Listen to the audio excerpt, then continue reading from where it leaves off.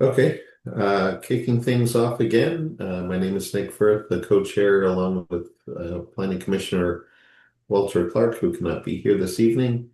Um, I guess the big news at the moment is the Amazon Fresh is gone. There's a lot of online speculation as to what will be coming into that slot. I think part of our visioning effort has been to increase the quality that matches the requests from the local residents that is currently at an imbalance. And I don't see personally something great coming in there, but we will continue to hope something will. Just as I was mentioning earlier, I was coming back from Lorton Station Boulevard today. I live off of 123. It took me 30 minutes to get here because of the construction that's happening on Lorton Road at the moment. And the amount of volume of people trying to get from, as always, the north of us to the south of us. Um, just disappointing. Anyway, we're here to talk transportation this evening. Hi, Leah. How you doing? You got your hand up? That was an accident. Okay. I will turn it back over to Steve to lead the way. Okay, thank you, Nick. I am Steve Waller with the Fairfax County Department of Planning and Development's Planning Division. And here with us tonight are several staff members from the Department of Transportation. We have Thomas Burt, Mike Garcia, John King, and our letter who's been our team members who have been doing a lot of the transportation analysis and also working with their consultants at HNTB, and also here with the Department of Planning and Development. With me are Graham Owen and Leah Niebauer. And for tonight's agenda, we thank you, Nick, for starting off with the welcoming words and announcements. And next, I will get into a very brief recap of the previous task force meetings that you all have had a chance to review and discuss the other parts of the plan text for the plan amendment. And then we will jump into the Department of Transportation's presentation on the findings and recommendations of the transportation study. And after that, as you see under number 4, we will open the draft transportation plan text out, and the task force will have a chance to discuss that, provide us with your comments and any additional items, questions also, and any additional items that you'd like us to consider as we move toward writing the final plan text, recommended plan text. And then for number 5, we have I'll just share a few details about how the final task force meeting and vote will be will proceed. So as you all recall, the task force began reviewing a preliminary draft of area-wide recommendations for incorporating a new framework to define the land use types that are present and also recommended for future development activity in the Lorton South Route 1 Suburban Center. And as you can see here, these are some of the slides showing those different dates. November 20th was that first meeting when you discussed the plan text. Then December 15th, you had another meeting where staff used your feedback for the land use framework to draft the land unit and site-specific recommendations that you all discussed in December. And then earlier this month, on February 5th, the task force held a preliminary discussion on the transportation analysis, and also you got a chance to review the plan text for several other items that are related to the community's vision for the plan amendment, as we see listed in the bottom image. You discussed placemaking, you discussed housing, the recommendations for public facilities, parks and open space, the environment, and also heritage resources. So we have your notes on all that information, and we are using that to also help move the plan amendment recommendations, the recommended plan amendment forward.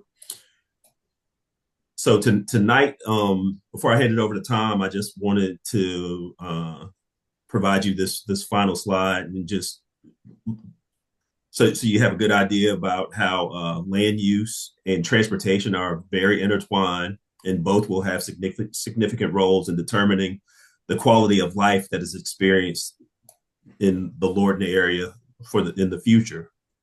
And as you listen to Tom's presentation and then get into the discussion of the plan text, the main question we want you to think about is how can transportation planning be updated in support of the community's vision for the future of land use in the Lorton South Route 1 suburban center. That's the main question. And just think about all the stuff you talked about from a land use standpoint, placemaking and all those other items, and just think about how transportation is that transportation is that network that goes along with the land use that you've discussed and the recommendations for land use. And again, how can transportation be used to better serve the community and achieve the community's vision? And with that, I will turn it over to Tom.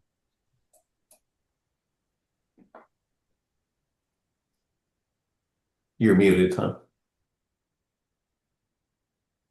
Sure that I unmuted, but I just sent a request to share my screen. Steve, I think you have to approve. Oh, I approved it. Can you share it? Let me try again. Okay. Yeah, it looks like I can do it now.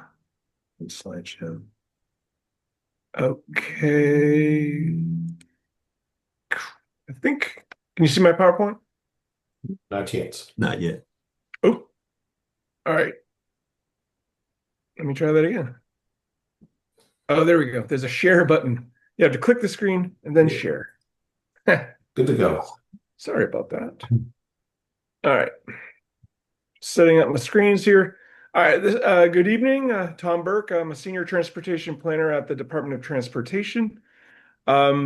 Yeah, like Steve said, we had a like introductory conversation about certain transportation topics on the 5th of February, and we're here today to really dive into the crux of the analysis and some of our recommendations, and we want to get your feedback on some of the elements that we want to move forward. So I'm going to get started. This is an agenda just for my presentation. We're going to talk about the baseline analysis. I'll explain a little bit more about what the baseline is in a moment, and then get into the preferred scenario, which is really the focus this evening, because that's the basis for how the comp plan will be reshaped, at least from a transportation standpoint. Talk about all the different modes, and over the years, we've come to you with existing conditions, the baseline conditions. So basically what would happen if the current comprehensive plan as adopted today were to come to fruition. We talked about those conditions, and we're going to focus tonight on the preferred scenario, which is the land use scenario that DPD and the task force worked together to create, and then how that land use impacted the transportation network. And we'll talk about some mitigations and improvements as well. Sorry. So first, the baseline. The baseline is, it can be confusing. I'm thinking we need to find a better word, just call it adopted plan. But whenever we do comprehensive plan amendments, we want to look at what the comp plan would generate today versus what we're proposing. And hopefully we're making improvements, or at least not overburdening the system. You know, sometimes you have to balance the land use needs, and then when you get into the modes, you want to balance bikes and peds and transit versus automobiles. But the baseline is what the current plan generates. And you saw this map a few moments ago. Steve had it up. It's the current transportation plan vision for lower Potomac, the South Lorton, or the Lorton. Yeah, I'm sorry, the South Lorton South. I'm sorry, I'll get it. Lorton South Route 1 community planning sector, which is most of the study area for our study.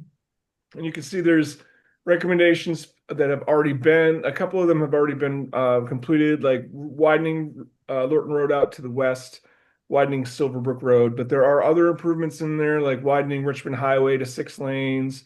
There's an interchange in the plan, kind of outside on the periphery of our study area up at Richmond Highway and Telegraph.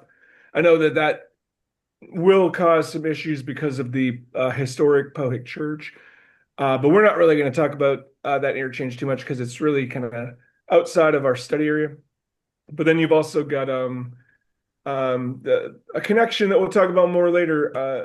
I don't know if you can see my mouse, but there's this connection from where Lorton Market Place and Gunston Cove Road come together behind the current industrial area down to Richmond Highway. That's actually already in the plan, and we'll talk a little bit more about it later because we actually think that's a good recommendation. But on the more regional side, Route 123 is planned to be widened to 6 lanes. There's BRT in the Richmond Highway corridor as well as 6 laning. It's already been 6 lane through Fort Belvoir, but it will be widened to 6 lanes from Fort Belvoir up to Hippolyta Valley with the BRT in the median. And then there's also interchange improvements that are planned down at the 95 interchange with Route 123. Then you got trail improvements. The trails plan is as of right now still part of the comp plan, but we'll talk a little bit more later about how we're taking steps to modernize our active transportation planning. But the trails plan calls for major regional trail system coming up.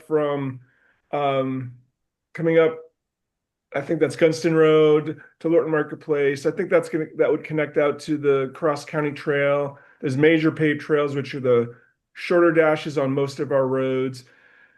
There's a Stream Valley Trail along Pohick Creek, which we understand would be very environmentally sensitive, so you'd have to be careful about how you plan for that. But there's some pretty good active transportation planning that has happened. And then you get the bicycle master plan. This is where it gets a little interesting. There's a lot of these blue dash lines which represent on-road bike lanes.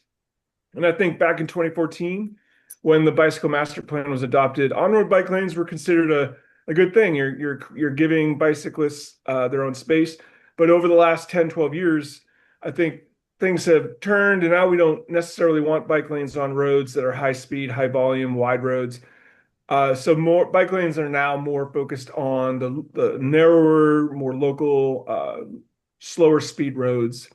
But so a lot of this will be as part of this study and this presentation. I will share with you some ideas on how to maybe modernize some of these recommendations. But basically, it's what the current comp plan has in terms of recommendations. And then I think over the years we've come to you with graphics like this that represent level of service. We actually just updated our policy plan, and we're kind of de-emphasizing the word LOS, level of service, and focusing more just on we're focusing more on, first and foremost, on alternative modes like bikes and peds and transit access. But in terms of operational, we're focusing more on the seconds of delay. It's still a surrogate for LOS, but it's just a better way to get people to focus on what we're trying to do. And obviously, the lower the delay at each of these intersections, the better, because it's the less time that you wait. These are averages. Some people might wait a little bit more. Some people might not wait as long.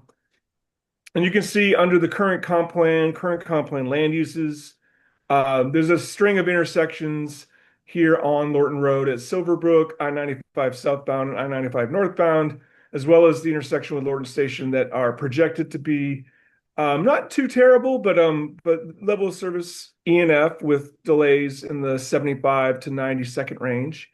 Not ideal, but that is our snapshot of what the current plan would generate. So we're going to keep that in mind when we move into the preferred scenario later. But then we also looked at volume to capacity ratios. Volume to capacity ratio is basically a measure. If you're at 1.0, you're at theoretical capacity. So you want to be under 1.0. It is possible to be over 1.0 because there's not enough alternative routes and we're just stuffing too many cars on a road. And under the baseline scenario, Richmond Highway is that road. These are PM results. The AM results were not as bad as the PM. So in order to try to save a little time tonight, we're focusing on the PM. And you can see the southbound Richmond Highway is in pretty bad shape, and Lorton Road is nearing 1.0 in the westbound direction in the afternoon peak because the people are coming home from Fort Belvoir and on other points to the northeast. So we did this and we presented this to you in the past, but I wanted to reshare that with you because now we're going to jump into the preferred scenario and we're going to want to kind of compare what does our revised land use scenario do to does it make it better, make it worse? Is it about the same? And we're going to get into that. So I wanted to share this too. This is a volume forecast comparison. It's kind of interesting. There's 3 numbers on each of the roads. It's existing volume forecast, or existing would be existing volumes, and then the forecast under the baseline or current adopted plans conditions. And then the third number would be the volume, the daily volume under our preferred scenario. You can see that in many of the cases, the volumes get a little bit higher, a little bit lower, but in general, what we found high level is that our preferred land use scenario that we worked with you all on last year, where we added some jobs down to the south and we added some residential on the north and south sides of Lorton Road. But there's other areas where we removed. When you package it all together, there weren't any really drastic changes. I think Richmond Highway with 6,000 less under the preferred. Silverbrook went up a little bit. Pohick goes up. Pohick Road is an interesting roadway. It definitely seems to be popular. It's not as high in terms of volume as some of the other roads, but it definitely gets more use than I would have thought, given that it doesn't have an interchange with 95. But there are a lot of homes up there to the north, going up towards Fairfax County Parkway and such. So it makes sense that Pohick Road would get some demand. I think we talked about this as well at past meetings. We had a lot of trouble trying to find alternative routes or improvements that would really make a difference.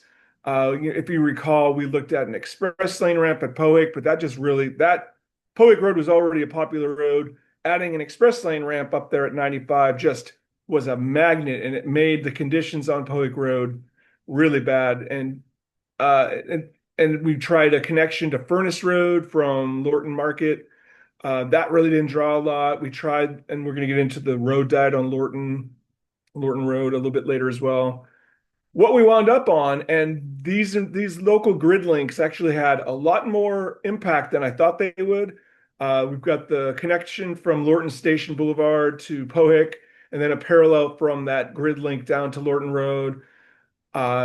This link that crosses the Pohick Creek is, it is potentially environmentally impactful. So we're going to have to be very careful about how and when we build such a road. But we do think it's kind of important that some kind of road and connection from the VRE station down to Lorton Road be further studied, because it helps the core here where Lorton and Lorton Station meet immensely. And then there's also, and I mentioned this earlier, this link here, the purple link at the bottom that connects Gunston Cove where it meets Lorton Market down to a point further south with Richmond Highway. That's actually already in the comp plan. And we actually found that to be, especially since we made some decisions to increase the jobs, the employment down in the industrial area on both sides of Richmond Highway, that link actually gets a lot of use. So, and then along Richmond Highway, we've also had a lot of discussions about Richmond Highway BRT. It's currently being designed and hopefully built in the next 5 or 6 years, from Fort Belvoir up to Huntington. We're in what was deemed as phase 3 of the BRT when the Department of Rail and Public Transportation did their study 10 plus years ago. The X'd out stations are station locations where DRPT, said this would be a good idea for a station, but we said, well, first of all, the Pohick station too close to the church and not really in a a built up area of population or jobs. So we figured that, and we moved this Lorton Road station down to the front of Gunston Plaza.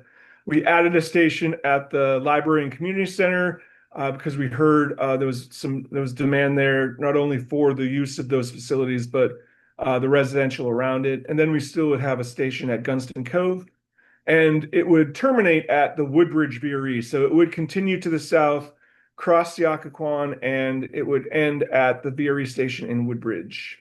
At least 10 years ago when we did the study, working with Prince William County, they did not want to rebuild the bridge over the Occoquan, so the BRT would be in median running transitway until some point south of Gunston Road, and I think we've had this discussion before. It would join mixed traffic before it crosses the river.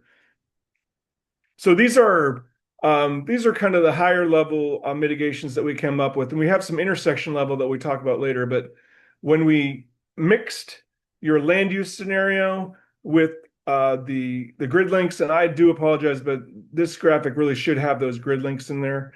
These results do account for those grid links being in place.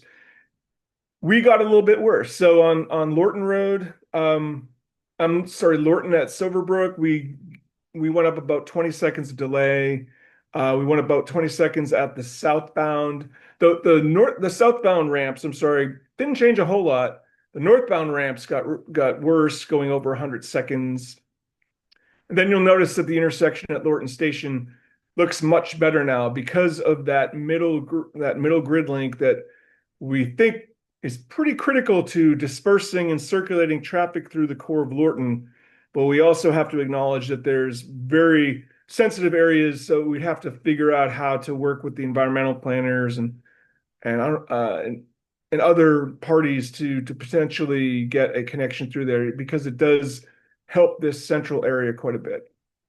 And then in terms of VC ratios, Lorton Road is getting close to 1.0.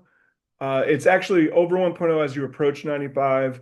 Through the middle, though, it's less than 1.0. I want to. What kind of ratios are these? Volume to capacity ratio. So Okay. you have the volume, and the roadway has a capacity.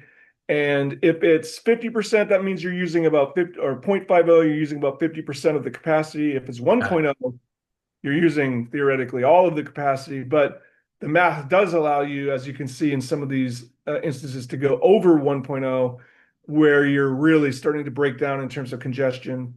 But in this case, Richmond Highway actually gets a little bit better, which is weird. But you can see Powick Road is approaching 1.0. Lorton Station is approaching 1.0, but it actually at 0.83. But it's and these are the PMs, so these are kind of the southbound and westbound directions. There are partner impacts in the AM in the opposite directions, but they're not as bad as the PM. So again, that's why we're focusing on the PM tonight. If we fix the PM, we'll fix the AM. So we got these results from our consultant, and we said, oh, it's a little bit worse. What can we do to make it better? And you know what? We want to start talking about mitigations. And before we get into the intersection mitigations, I think this is going to be an interesting topic, and we want more feedback. We started to get some feedback on the 5th of February, but we want more feedback. But Lorton Road is the main street through Lorton, and it's 6 lanes. And a lot of people have said, we really want it to be 4 lanes, more walkable, more crossable. And then we've heard other people say, but how can you remove capacity? So we wanted to do a sensitivity analysis at what might happen if we did reduce it to 4 lanes. And Tom, before you go any further, just stepping back one piece in there, these all your analysis and your metrics and pieces, do those take into consideration the changes taking place on 95? Because right now 95 is particularly bad because they had to close down those pieces, but they're at Woodbridge and there are some plans and they're working on those, and that should make some significant improvements. So is any of that included in this mix or not? The interchange at 123 with 95 is definitely factored, and any I-95 improvements that are in the Council of Governments constrained long-range plan, which basically means there's funding. The Council of Governments looks at all of the DMB, and they look at the deficiencies and they say, what do we need to do to fix these things? But they also are in parallel, they're saying how much money will we generate from gas tax and other revenue sources. And then the constrained long-range plan takes the improvements that are necessary, prioritizes them, and uses the funds that are anticipated to be generated. And there are some I-95 improvements that are in that constrained long-range plan that would be factored in this, they're in the COG model, so they would have been factored. I'm just trying to make sure that I know that about a year ago when they shut down some of those lanes over on 95 just past Woodbridge, past the 123 exit, that brought a whole bunch of new traffic through Lorton, and it's been terrible since. And I assume once that gets fixed, that will take some of that profit that off. I'm hoping. It should definitely. And yeah, and our analysis is 20 years out. So we kind of we understand that things like that do happen, but we do kind of operate under the auspice that, everything's going to be operating as it should out in the year 2045. And so 95 will have all those improvements that are cost constrained, and so they will be factored. Okay, that's all I want to know. Thank you. I saw Catherine had her hand up, but I think she put it down. Or Yeah, I put it down. I just was wondering, Tom, I didn't know if this was the right time to ask this question. There is considerable traffic that is only at certain times of the year along Lorton Road due to Amtrak, and there's no dedicated lane, not Amtrak, I'm sorry, the auto train, and there's no dedicated lane for that. And I didn't know if there were any discussions for like how Woods Hole in Massachusetts or like Cape May Ferry lines up cars, but right now they block even the intersection near the elementary school there. So I didn't know if this was taking that into consideration yet. I would have to say probably not. That strikes me as a type of problem, sorry, that the county and VDOT would have to work with Amtrak on if they don't have the capacity on their site for all of those cars. I'm not thinking that our models would factor that. But I also want to say, is the auto train, does that happen midday around lunchtime?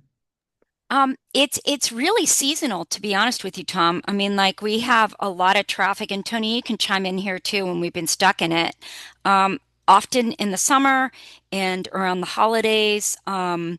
So it can back up really far. I mean, as far as Lorton Station Boulevard. So Tom, I'll chime in on that. That traffic normally backs up whenever, people are lining up to load their vehicles. It pretty much starts at about 11 o'clock in the morning till about 2 o'clock in the evening. And it's absolutely awful. The South County Federation has been working with VDOT and Supervisor Stork's office to mitigate the backups. And at some point, the Amtrak personnel did have people out there to direct the traffic, but you really have to stay on them. And I appreciate Catherine bringing that up. And Dale or Nick, you all can chime in on the Amtrak situation, that traffic situation, because it is a nightmare. It is a nightmare. I can tell you, just before the snowstorm 2 weeks ago, it was jammed with everyone going south. Just absolutely. I was out I had some business up at the UPS office up there by Amazon Fresh, and we had to wait 3 light cycles to get out because the lanes were all filled over because people don't want to stay in the long lane, like Catherine pointed out, going back to Lorton Station, going west on Lorton Road. So they go in the next lane over and then turn on their signal. And I guess that's a common occurrence if you live in Connecticut, but it just absolutely backed everything up and you couldn't get by. And then uh, the work on the sewer work on Lorton Road backs it up even further. So it's not it, and we've worked with them, and Amtrak has done some improvements. We think they can do more. Uh, they have more land there. They can better use the land. They can change their business model as well, because it backs up. Because if Tom Burke is paying a priority to get on so he can get his car off early, then he's backing everybody else up out there who has to wait. And so that's there are things that could happen, but I think your point's well taken, Tom, that it would take FDOT, VDOT, Amtrak, and God to work on that. Yeah, I definitely don't want to make light of the situation. It definitely sounds like something that needs special attention. It's kind of like a special event. I don't want to say it's like a football game. It sounds like it happens a lot more often than that. But the other thing I was going to say, and again, definitely understand the issue, but our analysis focuses on the 6 a.m. to 9 a.m. period and the 4 p.m. to 7 p.m. period, basically when people go to work and come home from work. And a lot of this happens in the midday, which we're not really evaluating. And again, I'm not saying we shouldn't do anything about it, but I think it needs to be handled separately. And it does sound like steps at least have started to perhaps work with VDOT and Amtrak. But yeah, I don't think that it's really factoring in this analysis, but we definitely will take note. And it sounds like something that needs to be handled, but probably separate from the plan. Sounds weird, but thank you for bringing that to our attention. And I think we've heard about the problems with the Amtrak and the auto train, for a while now, as we've had discussions over the years. So we'll see what we can do about that. But I did want to just show, so our consultant ran a travel demand model. All of our future analyses are based on a travel demand model that uses land use and transportation networks and factors that mimic driver behavior, like characteristics of roads, speeds, whole litany of inputs. And it's just a mathematical model, and it assumes that people are going to seek routes that minimize their travel time. It's supposed to mimic, again, a commuter. If a commuter thinks this is taking me way too long on this road, I want to shift over to that road. And they'll eventually shift and shift until they find a home on a road that they think is getting them where they need to go the quickest possible. So these models, we ran it with 6 lanes and we ran it with 4 lanes. And you'll see that there's, about 1,000 trips difference on Lorton Road. If you look at all the roads around it, we were a little shocked actually to see that the volumes with Lorton as 6 and Lorton as 4 don't change all that much. And I think, and we've had these discussions over the years, there's just not a lot of alternative routes. So if people are using that road, even though they probably shouldn't be, when we lowered it to 4 lanes, those drivers theoretically didn't have an alternative that was better, that would save them time. So they just stayed on Lorton Road, even though we cut the capacity by 33%. A third of the capacity out the door. And, obviously congestion is going to go up. We would have hoped that trips would go down proportionally with the capacity going down so that you have roughly the same result. But that didn't happen because the volumes pretty much stayed the same. And again, that's because we're in the funnel, and you can see Route 1 is already pretty high in volume. 95 is over 100,000 daily. And we've talked about 95's issues. So for one reason or another, the volumes just didn't change. So then when we looked at VC ratios, the volume to capacity ratios, we see that Lorton Road in the westbound direction in the PM is over 1.5. So basically we were going from about 0.9 something to 1.54. So the VC ratio and the congestion is basically increasing by about 50%.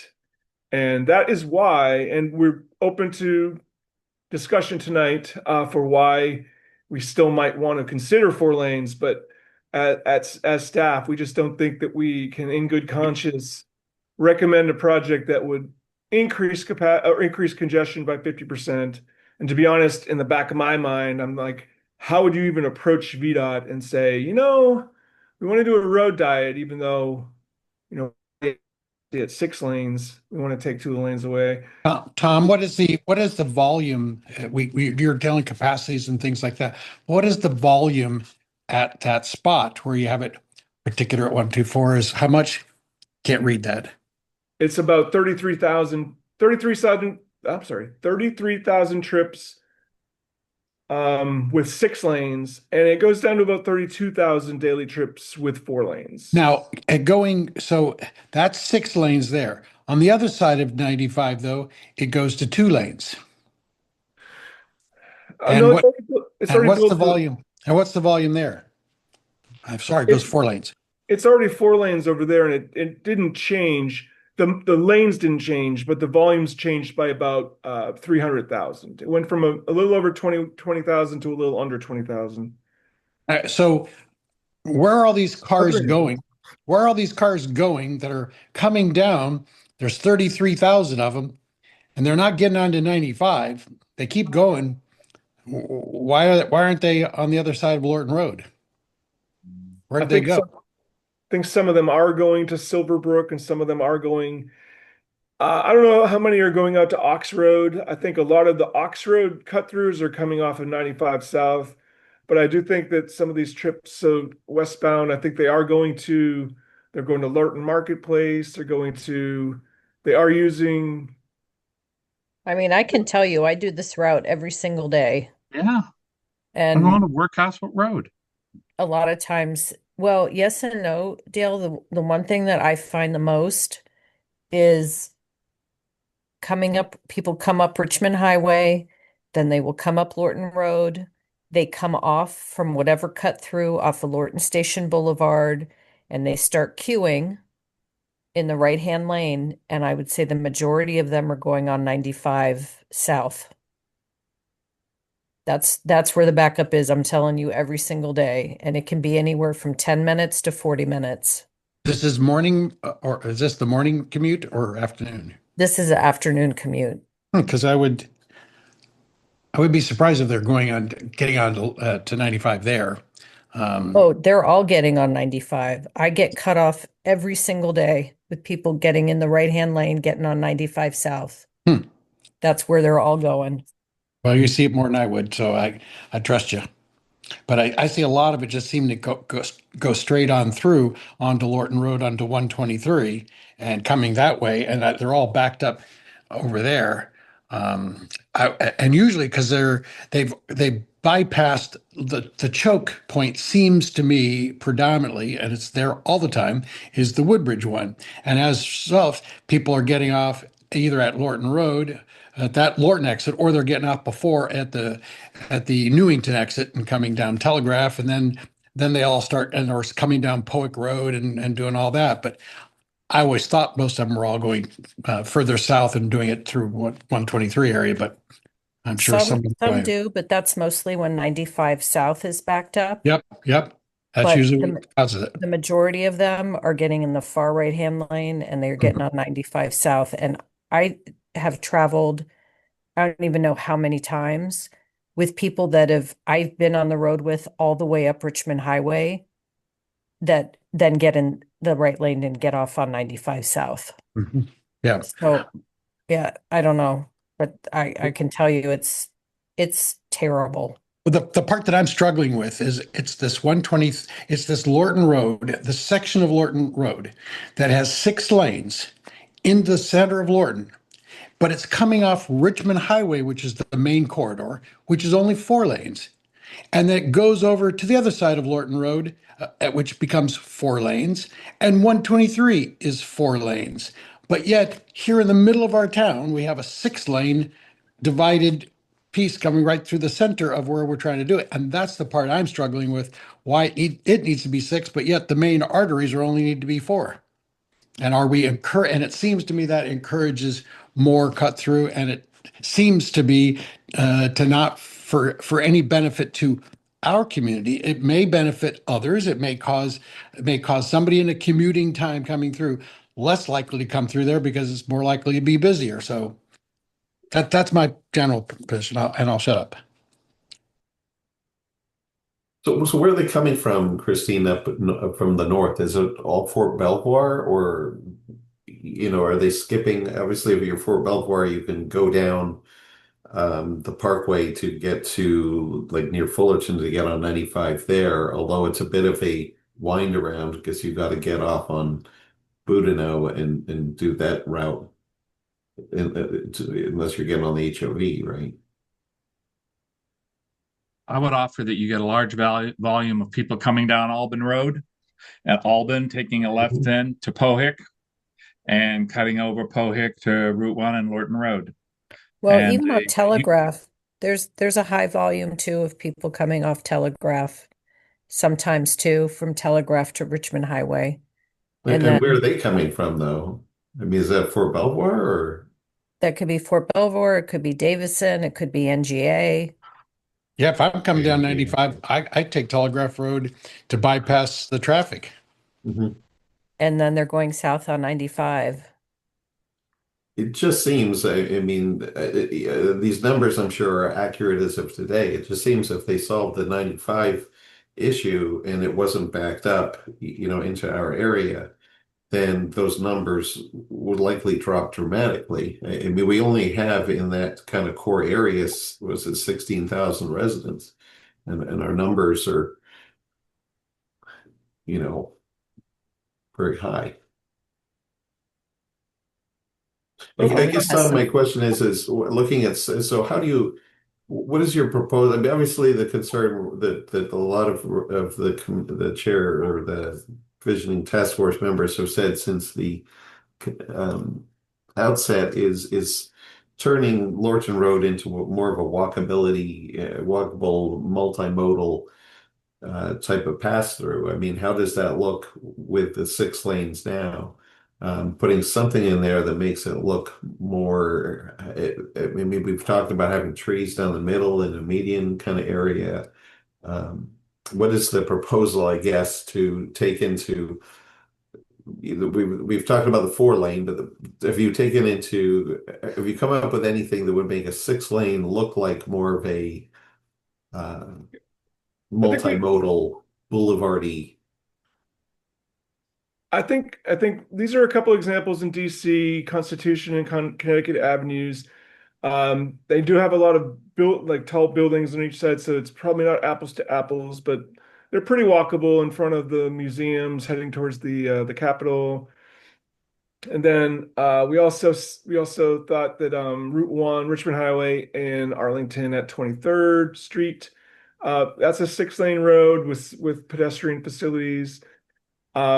We did a search and these were the ones we came up with. But what I found that I think is probably more visually appealing, at National Landing, the Business Improvement District created a 6 lane. Richmond Highway is still 6 lanes up there in Arlington, and this is in preparation for Amazon to come to the area. So this is probably a little while ago, but I think these are still concepts that are being considered for Richmond Highway.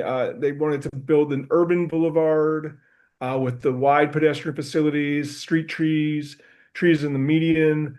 I think this is something that we could strive towards.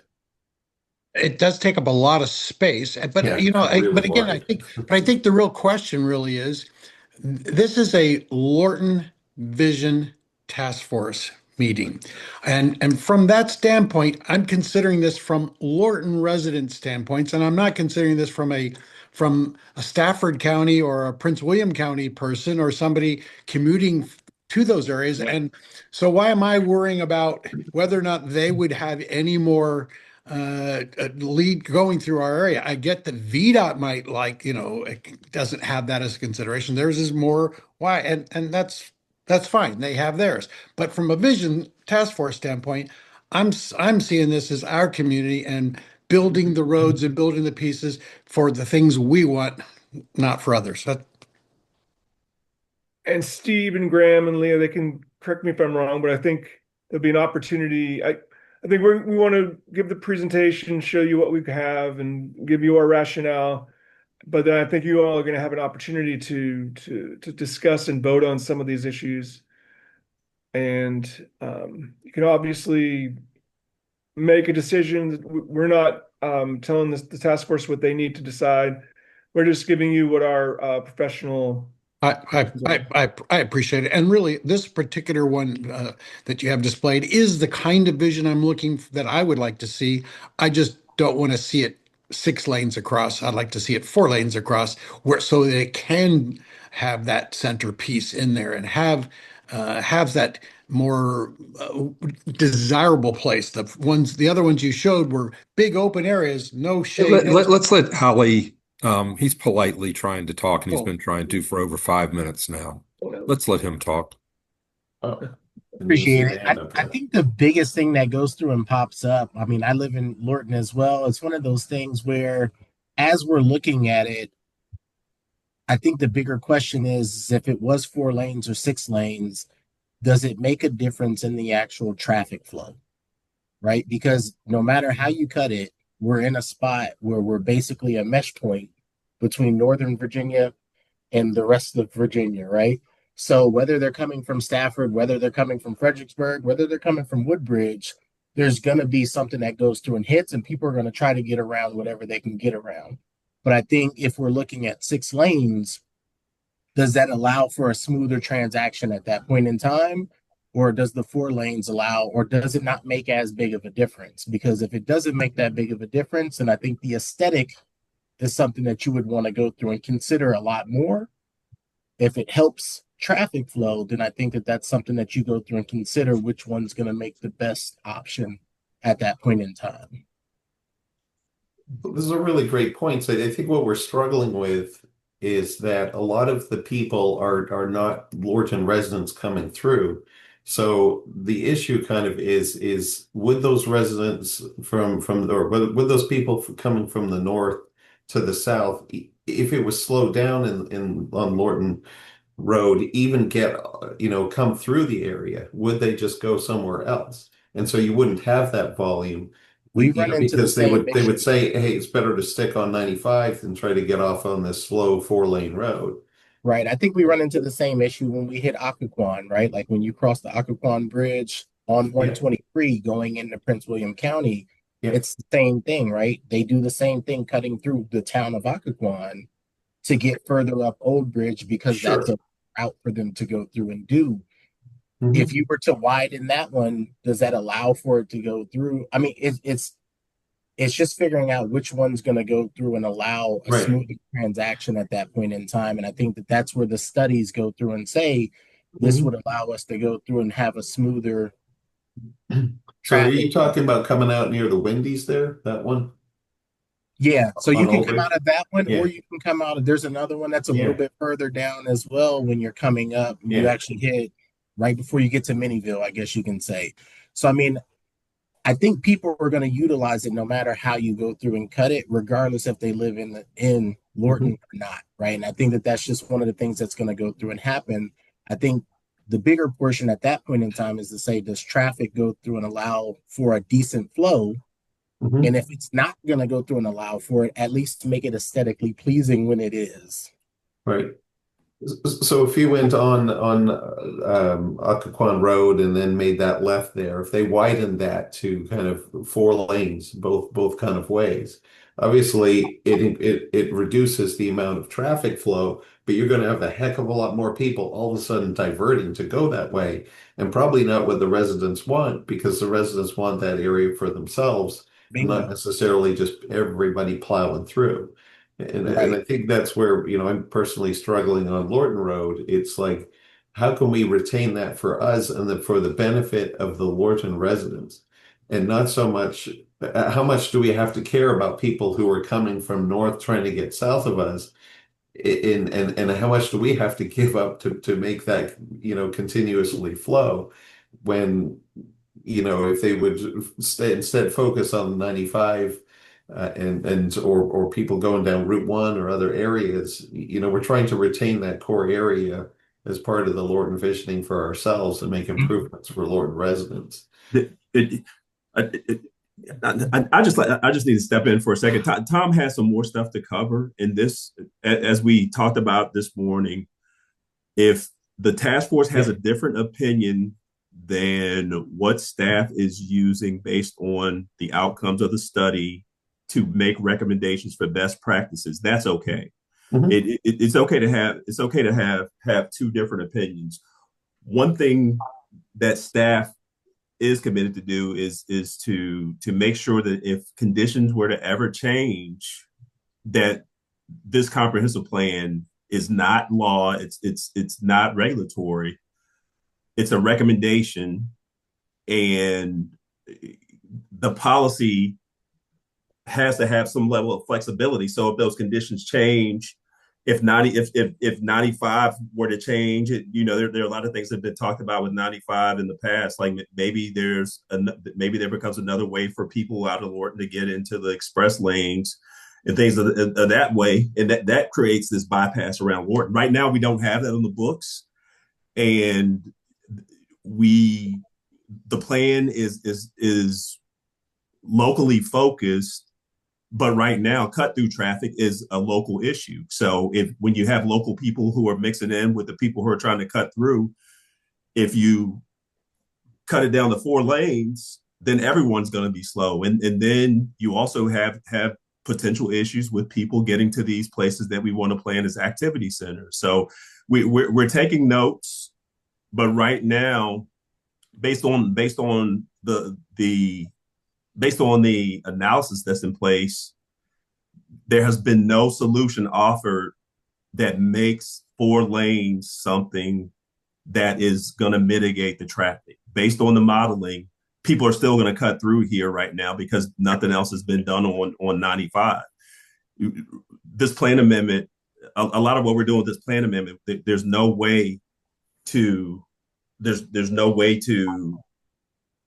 pull everything that's in 95, everything that we're talking about with 95 into the discussion until VDOT has a chance to review what we're working on right now with this policy. So we have to have something that goes to VDOT, and we will escalate your concerns about the width of the road.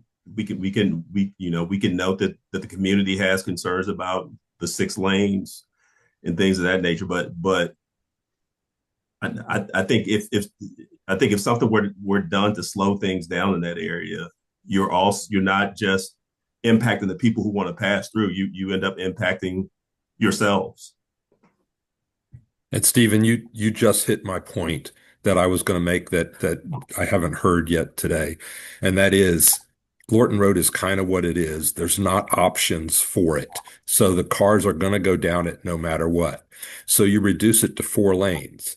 The cars no longer move. They sit and nudge forward and nudge forward and nudge forward. So if you're there on the sidewalks or anything else, do you want to be sitting there breathing the exhaust and stuff of cars gridlocked sitting in traffic? Or would it be a better experience to have 1 extra lane in each direction as the picture is in front of us, and at least the traffic moves and doesn't like gag you with smog and everything else? So, lesser of 2 evils. And I'm not saying which is which. I'm just saying there's 2 evils: gridlocked 4 lanes or 6 lanes that move. Which is better? Okay. I think Tom's not done, so continue on. Okay. All right. So and I don't think I need to spend too much time on these, but I told you earlier that we have intersection level mitigations as well. Some of these intersections can be fixed with geometry and signal timing modifications. So this is the intersection of Lorton Road with Silverbrook. The delay is projected to be close to 100 seconds or upwards of 100 seconds. If we add a second southbound left, I'm trying to remember if this is, or maybe it's a third southbound left. It would be a little impactful because I don't think we'd want to remove one of the northbound receiving lanes because that's 4 lanes far into the distance. So I'm thinking, but if we do add that additional southbound left, we can cut the delay by about a third. And again, these are improvements that we just want to be able to show that we can try to address some of these issues. Now, this is an interesting one. I do want some feedback on this. So we worked with our consultant, and this is a troubling intersections. This is the southbound I-95 ramps. And we started to think creatively. And if you look in the upper right corner, I don't know if anyone's ever driven 395 through the Lincolnia area. You're going southbound on 395, you get off, and you want to go to Beauregard, but you don't want to get on Little River Turnpike because Little River Turnpike's backed up. There's a little slip ramp that takes you over to Beauregard and allows you to completely avoid Lorton Road. So we looked at this and said, could we do something like that? And there's an area here that's not very built up. It would connect to Plaskett Lane. I think there's a string of single-family homes. I don't know if these single-family homes are holdovers. They seem kind of weirdly placed, but I'm assuming that the land developed around them and they're just still a string of single-family homes. I can imagine they might be not so crazy about it. It looks like there's an small office building there as well. But it strikes us as this could be a little connection that you could make. These people that are interested in going to Silverbrook never have to touch Lorton Road. And as you can see, that one little slip ramp can cut the delay at this intersection by 2/3. So this was an interesting one. It is a little impactful, so we wanted to bring it to you all and see what you all thought. But it's impactful from a right-of-way and property impact standpoint, but it's equally impactful from a beneficial standpoint in terms of congestion. So, Christine, do you have any comments on that? I mean, that's not that you go that way, but I mean, that's huge for people living up that kind of Laurel Hill area. If they get, off at 95 and cut onto Fleener Lane to Plaskett Lane. Yeah, that would be pretty significant. Yeah. That would alleviate a lot of the traffic coming off of 95, making a right and trying to make an immediate right. Yeah. You can do that if you can do that very- a lot, same thing, a lot easier, but by just coming down all the way down the ramp and split the traffic so it can only go right and barricade it from the main traffic on Lorton Road, and then barricade also so you have to turn right when you choose that path on Silverbrook Road. So you could literally make it so you never had to stop. And then the right-hand turn off of Lorton Road, the main traffic would enter into the left-hand lane on Silverbrook Road. Or you could even have like a merge lane. You can do that exact same thing, just hugging all those land masses right now.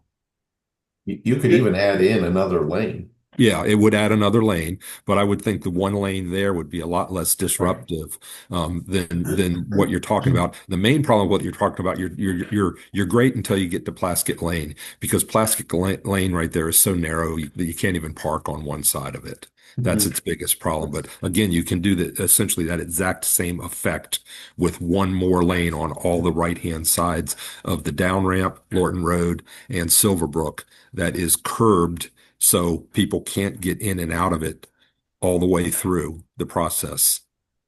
Tom, are you following what I'm saying? Yeah.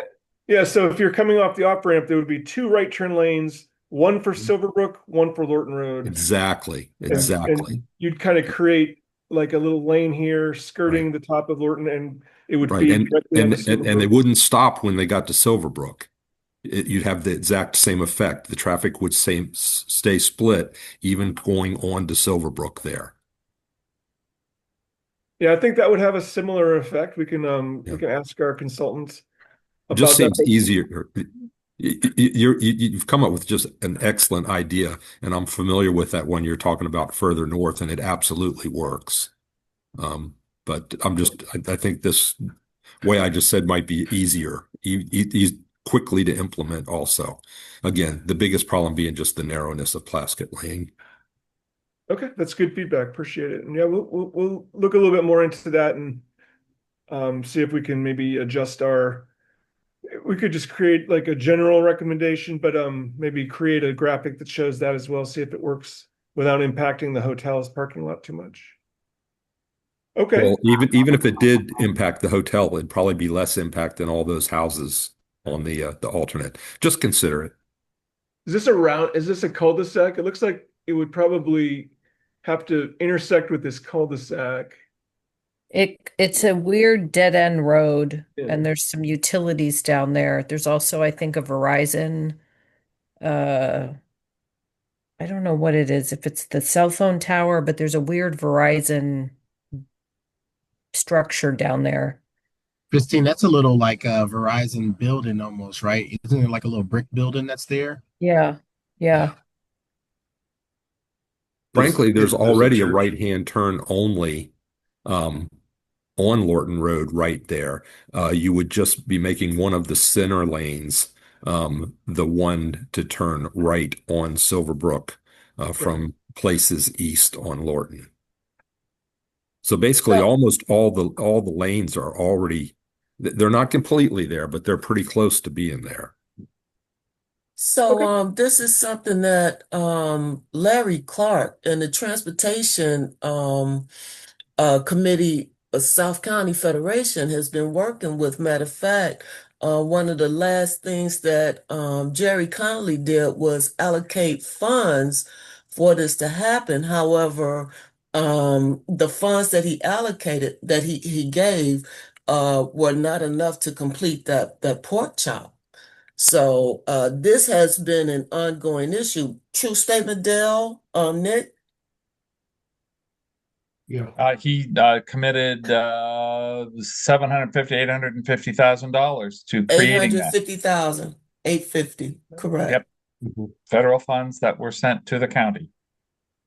Really? Okay. Well, we'll look into that and maybe see if we can put some lines on the map and see if we can make it work. But that's all very good feedback. And if we can move to the next one's equally interesting. This is the worst intersection on Lorton Road. It's at the northbound on and off ramps. So the people coming from northbound from the south or going to northbound to the north.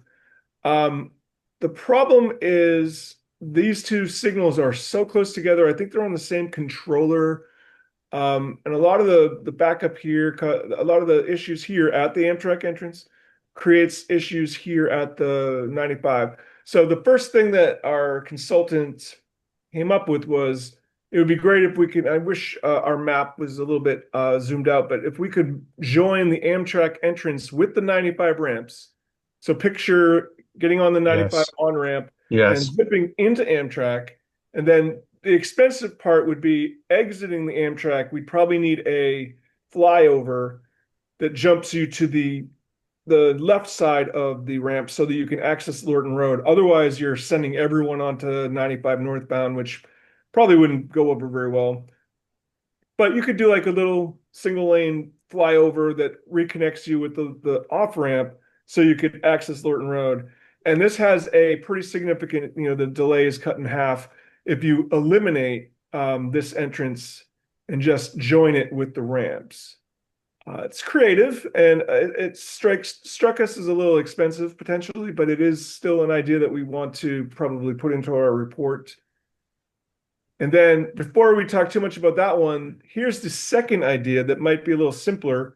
If we were to close the median in front of the Amtrak entrance, and definitely want to hear from you if you think this is a crazy bad idea, but if you were to close the median and make it a right in, right out only. So the green dash lines would be the only movements. These red dash lines would be prohibited because the median would be closed. It would also have a pretty good impact on the delay. It's not as good as when you combine the two roadways, but you are still getting it much more manageable. And the biggest impact would be if you're exiting Amtrak and want to go east, you'd have to cut across and U-turn to go east.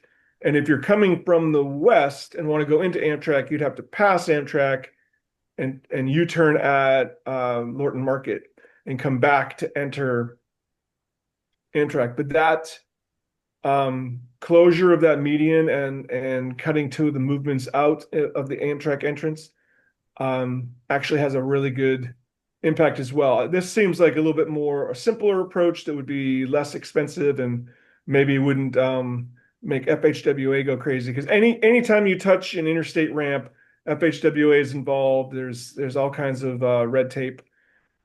Strikes us as this would be a little bit easier to justify or explain.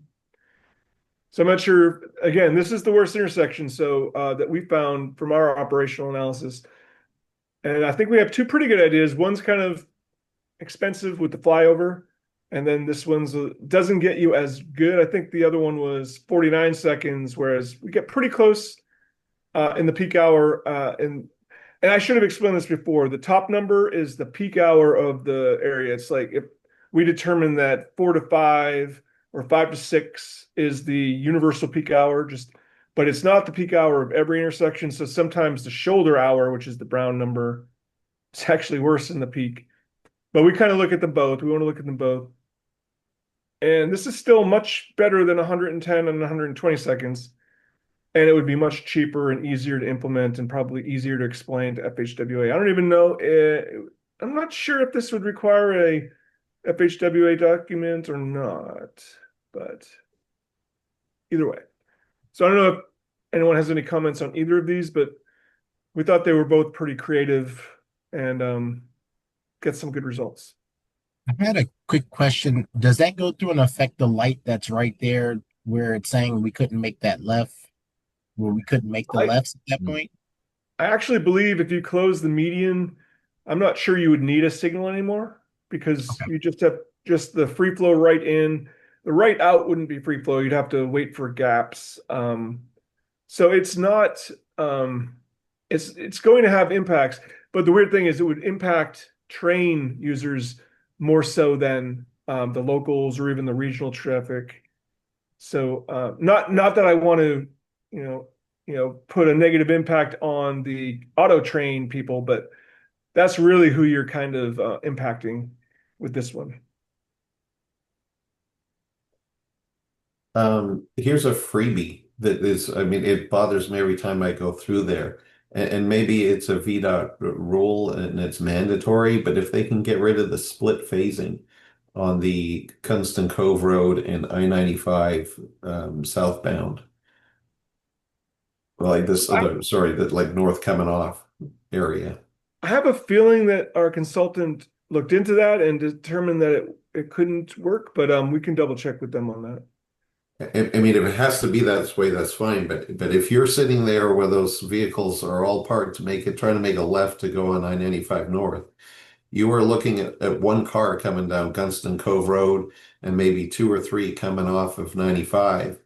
And that split phasing just causes an extra, minute or so, and you're sitting there waiting, trying to make your left. I don't believe there's a high volume of traffic that is coming down Gunston Cove Road into that intersection, nor is there a high volume of traffic coming northbound and getting off on that exit there. One of the first ideas they came at us with is triple lefts, Lorton Road onto 95, but that would require widening the ramp to 3 lanes. And we were like, let's try to come up with something. Let's get creative. So we think these other ideas are a little bit more, the triple lefts that would make it a really wide cross section. Pedestrians would have to cross a lot longer. But that is also. It just seems to me if you could get rid of that split phasing and see what that does first. That's a free. We'll double check with their traffic engineer to see if that's something that they looked into, and we can. Catherine. Hey, Tom, I had a quick question. You were mentioning the auto train area with is that, are you talking about going to the VRE, or is this just auto train traffic? This particular with the 2 red lines X'd out would impact people going in and out of the Amtrak entrance. Oh, okay. The auto train. Yeah, mostly auto train users. I'm not sure why else you would. Because my experience, and anybody else can speak to this as well. The only real problem, Tom, we ever have is when they're loading the train. So, and that is all the backups that Wendy and everybody else has already spoken about. I have not seen problems with people leaving at all. And it has not been my experience that it's really an issue. It's just loading the trains. And you do have, like Dale said, people really making some bad choices that are going to cause a big accident one day too, because they're missing lanes or, trying to get ahead. So really the problem is loading the train. If they were to solve that on Amtrak property, I think you'd have your solution, but we don't have heavy volume. How about you guys? Do you see heavy volume other than loading? Hey, I'll There's speak up. loading. Hey, regarding the two X's that you have there for auto train, I will say that when Amtrak traffic control does control the traffic, like on weekends, they do block off, they put their vehicles where those X's are, and that's the way they control their own traffic. So you can't make a left and cut in front of everyone. So if Amtrak police do that, it sounds like it might be possible to close up that median. Yeah, that's a good point too. I think it would make it a little bit simpler. There would no longer be left ins or left outs.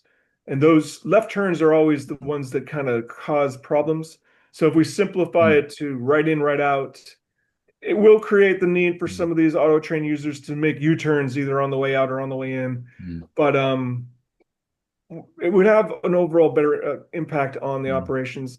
And this is, again, these red boxes with 110, 120 seconds, these are based on, like 5 to 6 p.m., much later than, but I like what you're saying, because closing this median could potentially simplify operations at the lunchtime rush when the auto train is loading. Look at that too.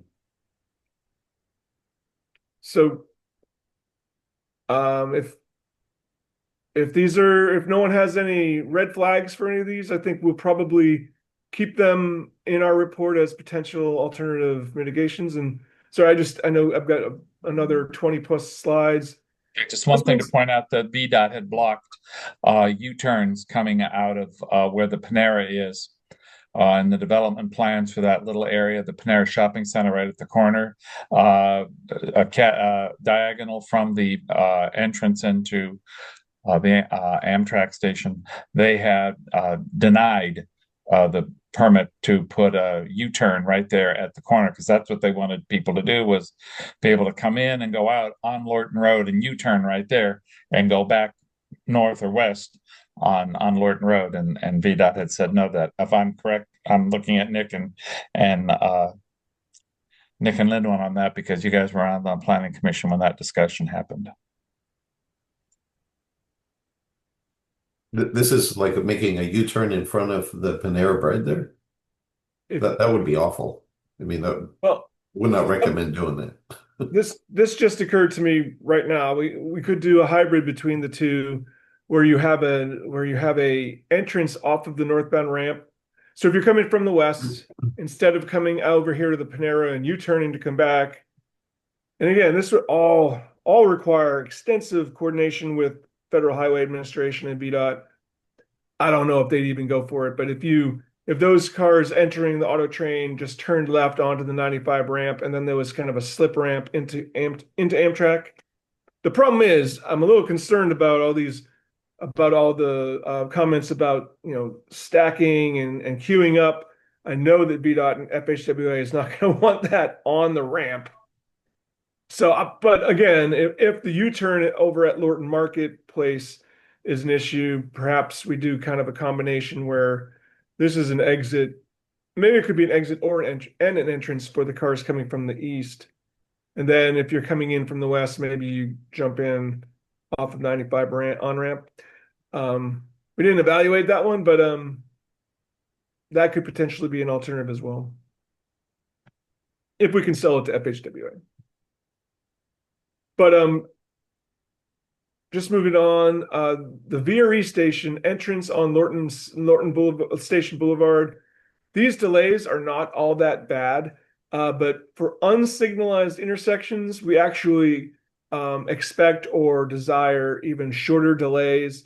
So this 47-second delay is actually, approaching the level of service standard, our old standard, but the delay is, approaching 50 seconds. So potentially you could signalize this entrance and you'd get down to, very minimal delays. And again, signals on VDOT maintained roads, you have to justify them. You have to show that they meet warrants. So it wouldn't happen until we would be able to convince VDOT. But it is something, if traffic at this intersection in and out were to get bad, maybe even worse than this, then that could be a potential. And then, as I mentioned before, the grid link from the VRE station down to Lorton Road over by Lorton Marketplace, I believe is kind of critical. It just disperses traffic and it makes, conditions much better. But we definitely acknowledge that there's environmental constraints that could make that connection difficult. It requires further study. If we were started to experience issues at the intersection of Lorton and going back to the split phase question, our consultant said if you were to get rid of the split phase at Lorton, on Lorton Station at Lorton Road and let the north and southbound traffic go at the same time, they show here in this graphic that the geometry would actually work. You could make these lefts and these lefts at the same time without cars going head to head. That's always a big reason for split phasing, often is the geometry, and you just can't get, if you put them at the same time, they're going to run into each other. Obviously, that's not a good thing. But in this case, they think that the turns would actually make a more traditional phasing work, and that would actually save you quite a bit of time in terms of delay. So those are the intersection. I know we're running low on time. I did want to get into the active transportation. Definitely important. This is a map of the existing, and I'm sorry if I'm rushing along and someone's waiting to talk, please just nudge me and we can stop. But in the interest of time, I wanted to see if we could move forward. The blue and the purple lines are existing sidewalks and trails. You can see there's quite a bit of some of these local roads that are missing sidewalks. I think big picture, we're going to want some policy language for the Lower Potomac Planning District that says that we should be filling in these gaps where there's missing sidewalks. And then above and beyond that, we looked at the main corridors and how we could fix or improve bicycle and pedestrian facilities and conditions on the main roadways. I don't know, I'm pretty sure we brought this to you before, but pedestrian level of comfort, or PLOC, is a metric that we started using a few years ago. It's a measure of comfort. Like if you're walking along a street on a narrow sidewalk that's right up against the curb, so cars are speeding by you, a couple feet to your left or right, that's not comfortable. So wider pathways, wider buffers, the landscape panels, grass areas, street trees, these are all elements that add to the level of comfort. And and here's an example of where there's a narrow sidewalk right up against the road. People are not likely to be all that comfortable. That's a PLOC of 4. PLOC of 3, you're adding a narrow grass strip, but again, it's not really adding much of a level of comfort. But then you get the wider sidewalk, the wider buffer, you start to get into, and it also depends on the posted speed of the roadways. Again, faster moving cars make pedestrians less comfortable. So we use this metric to evaluate the roads. These are existing. I think on the pedestrian side, we're not in that bad shape. We've got some pathways on Lorton Road and some of these other roads that are already existing. The yellow is a PLOC score of 3. We strive for a 1 or a 2, at least a 2. So there could be some things, and we'll get into some enhancements that we can make to make the pedestrian experience even better. But going back to the baseline discussion where we had the trails plan, there were major paved trails on a lot of the major roads, and if those were to be implemented at a minimum of 8 feet with some landscape panels, there isn't actually a lot of difference. That's why I was saying that, you're going from, oops, sorry, you're about 50% are a level PLOC of 3, and then if the trails plan were implemented, you're up to about 75%, 77% at PLOC 3. That's still not what we're striving for, so we'll get into a little bit more detail about how we could even make improvements more. These are if the current trails plan were to come to fruition. On the bicycle side, BLTS or LTS, very similar. If the bikes are in mixed traffic without any kind of bike lane, separated bike lane, and you've got cars driving by you at high speeds, maybe even brushing up against your arm. Hopefully that doesn't happen. That's a level of service of 4. And then as you get better, this is a bike lane, but again, you're still right up against the cars. Then you got wider bike lanes, you're getting more comfortable, or there's less stress to the cyclist. And then BLTS of 1 is a separated facility away from the cars. So again, using this metric, this is existing. There aren't a lot of bicycle facilities in Lorton right now. So the red is a majority on these major corridors. It's just not good, even on Lorton Road, because of the 3 lanes in each direction, the high volumes and high speeds. At least, at least not when they're backing up. You're getting pretty bad scores. The bicycle master plan and the trails plan, if those things were to come to fruition on their own, you're looking a lot better. You're turning a lot of that red into green.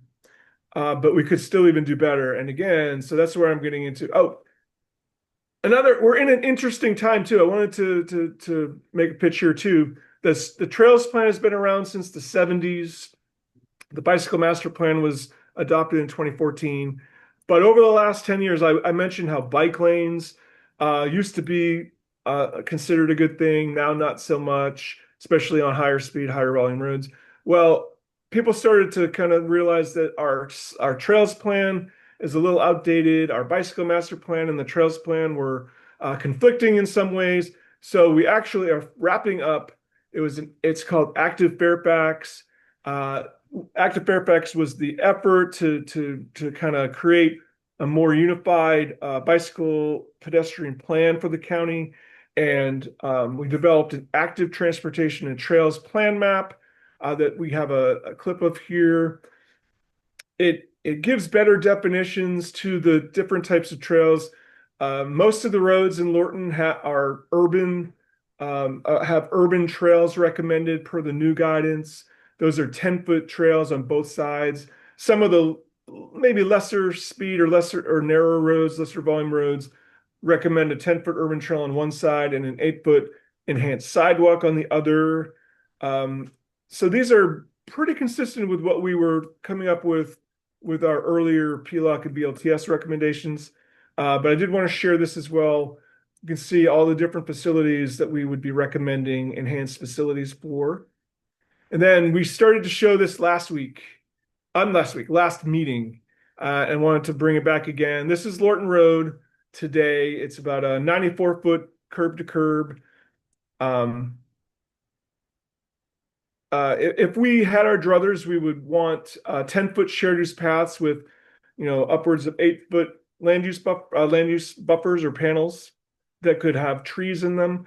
The one thing I probably would go back and redo is we are removing the nice 15-foot grass median and replacing it with the 3-foot concrete median. I think our consultant was thinking, well, you don't want to be too impactful to the properties on Lorton Road. So this is something that would have to be determined in the future. But if we, by reducing the median and getting rid of the on-road bike lanes so that the bikes can use the shared use paths, you could have a situation where you're not really that much wider. But if we had the latitude to maybe impact the properties on the north and south sides of Lorton Road a little bit more, maybe you could keep the grass median. It sounded to earlier like people like the idea of the grass median with trees and shade in the median. So maybe we would keep a wider grass median so that we could continue to do that.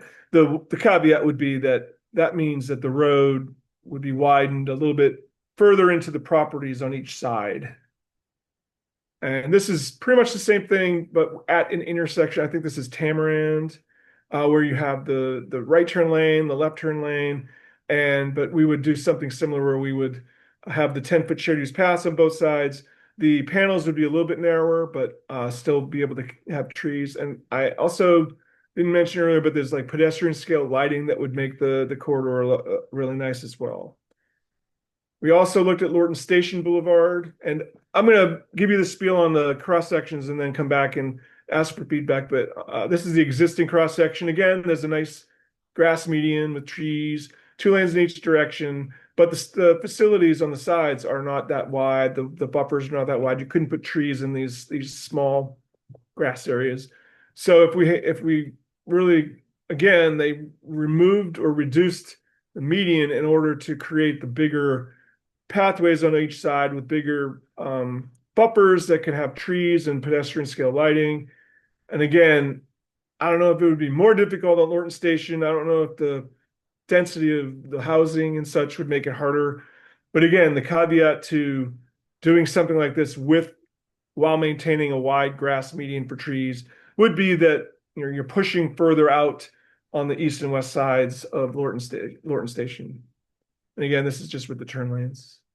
And then we didn't share this last time, but there was a big plan amendment for Richmond Highway north of Fort Belvoir back in 2017, 2018. It was adopted in spring of 2018, the Embark Richmond Highway Plan. They actually identified a cross section and I definitely want to get some feedback on this because it's a little bit different. It was from 7, 8 years ago, but there's a cycle track.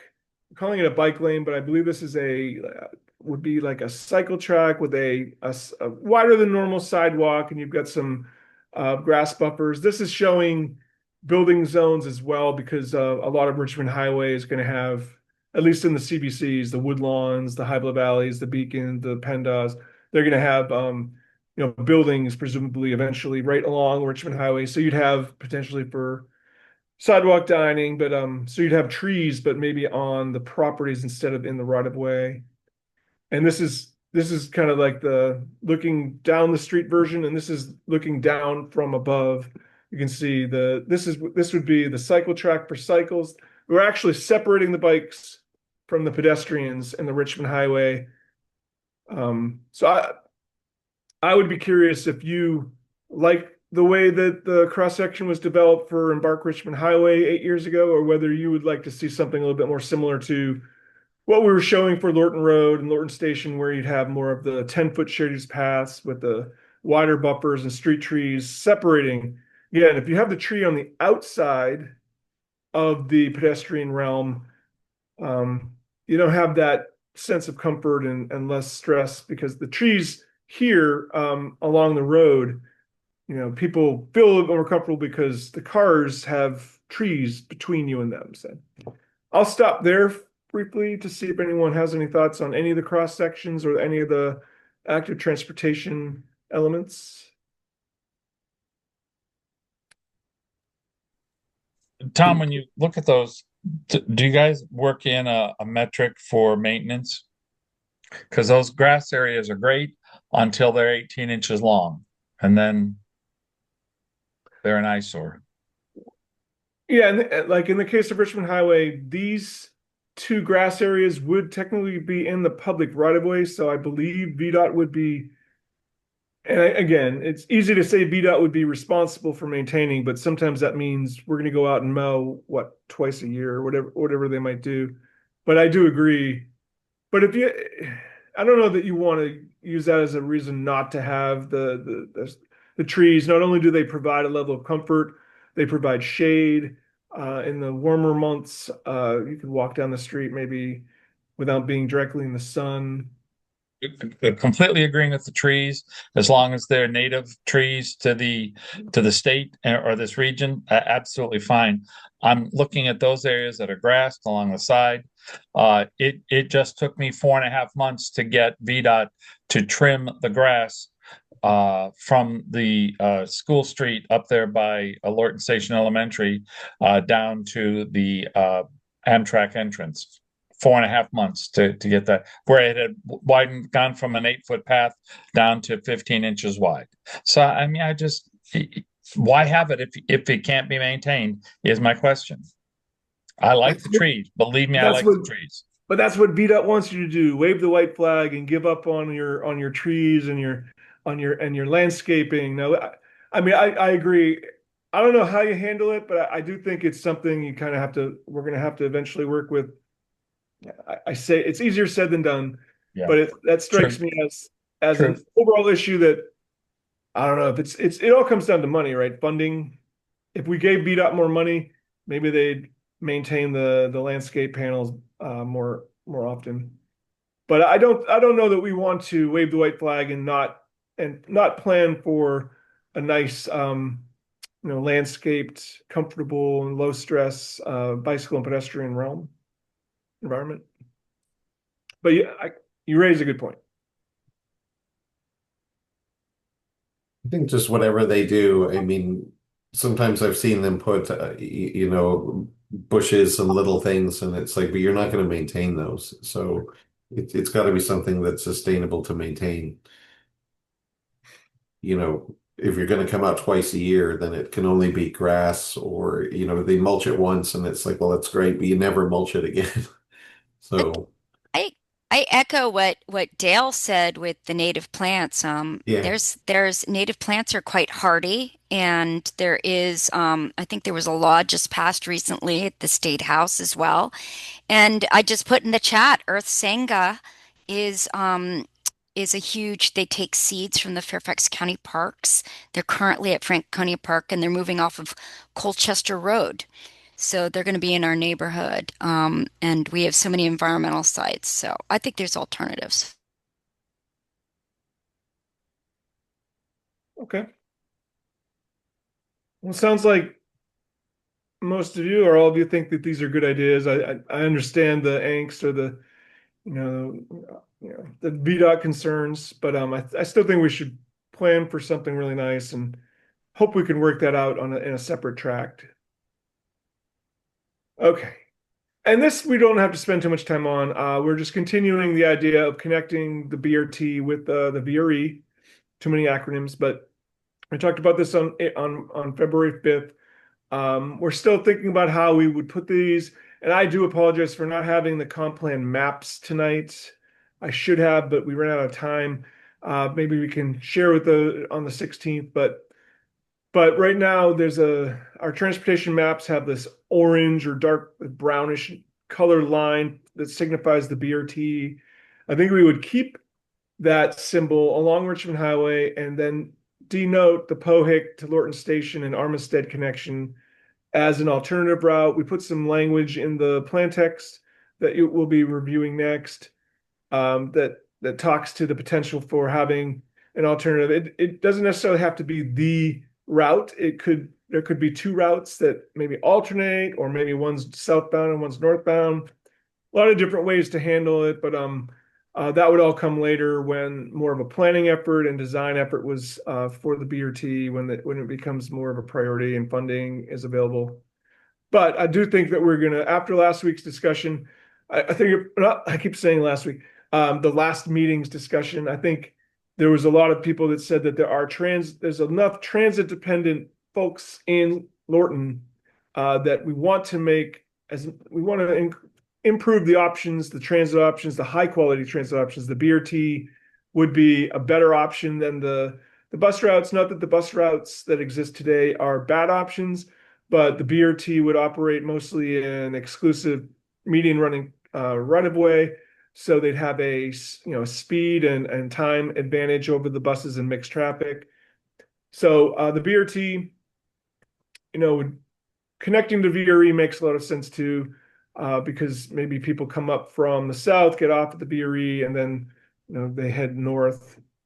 But unless there's any further discussion, we talked about this for almost an hour last time, but can certainly talk more about it. And this, I think, is. Yeah, that's the end of my presentation. We're gonna, take any feedback tonight and we're going to tweak the plan text based on your feedback. We're going to create those maps and get ready for taking it to public hearing later in the spring, spring. And I hogged the spotlight tonight. John King is on the call today too, and he's been a big help on a lot of the graphics, and we've got a team at DOT that's focused on getting Lorton in a good place. So if you have any questions, feel free to ask right now or at a later point in time. Send us an email, give us a call. Are there any? I know Steve and Graham want to jump over to the plan text, but one last opportunity. Are there any broad questions or any specific questions? Just the comment of, I mean, the current depiction about 4 slides back of the current Lorton Road and getting rid of the median in the middle versus the other photo in what was it, National Landing, was it? Or yes, it was down near Amazon. Yeah. I mean, can you go back to the other slide with the landing? Yes. Yeah, that had there it is. There you go. The nice, I don't know if it's 15 feet, maybe. Yeah. I mean, that looks nice and would probably work. I'm just not really sure of the engineering of it. That seems awfully wide, and I'm not sure we have the width, without, as you were kind of suggesting, some land acquisition, down the sides. But if you go forward for a few slides to the comparison of current Lorton Road, it just seems like on this week that one, like getting rid of that down to like 3 feet. You do want something on the side. I mean, I think what we're trying to make it is so that people could be on Lorton Road, like residents either walking, or perhaps you have some outdoor cafe, a Starbucks or whatever. They could sit there and not, feel the breeze from a 45-mile-an-hour vehicle coming by. Yeah, understood. And yeah, like I said, I think our consultant, when they developed this, they were trying to offset the impacts on the outsides of the right of way by reducing the middle, removing the on-road bike lanes. So that saves some right of way in order to shift some of it over to the shared use paths. But you could have a hybrid where we keep the wide median for trees and we still have the shared use paths. And we just have to study later on what kind of right of way impacts that might cause. Mm-hmm. Any other questions or comments for Tom? Not seeing any. Thank you, Tom. Great presentation. Thank you. Good discussion. Graham or Steve? Yes, I think Graham has the plan text that he can share, and we'll do just as we've done with the 3 previous meetings, where we'll share the plan text, and anyone who wants to call it out by page number and line number for the paragraphs and sentences, just anything you have questions about or anything you think should be in, any ideas for how we can improve the text, have at it.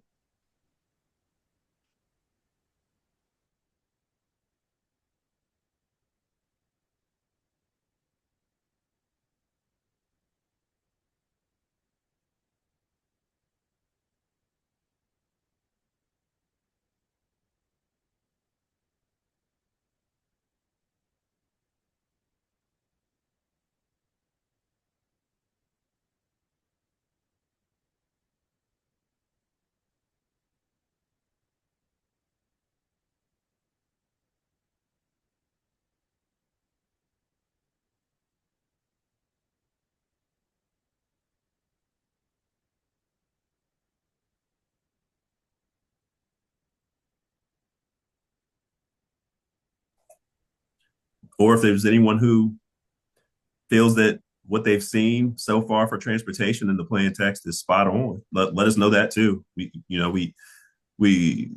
This is going to lead to your building consensus around the final task force recommendation. So we really need to hear any suggestions or, again, anything from you all that you feel very strongly about.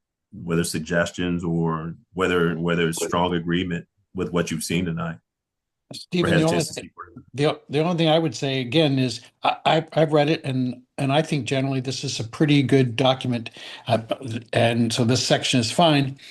I just, again, from my perspective, I just want to make sure that we're seeing this as a Lorton Vision Task Force, and therefore I wanted to put in somewhere in here that the goal is to reduce Lorton as a cut through and to create and that our goal or intention is to shrink that process as best we can and therefore make that. I think that the text otherwise is fine, but I think it should be more clear on that issue.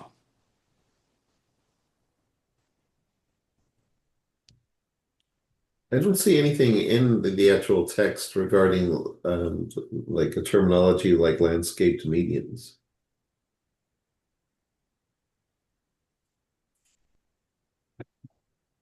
I'm not sure if everybody feels that's something we should be looking for, but I think it would be nice to have on certainly Lorton Road.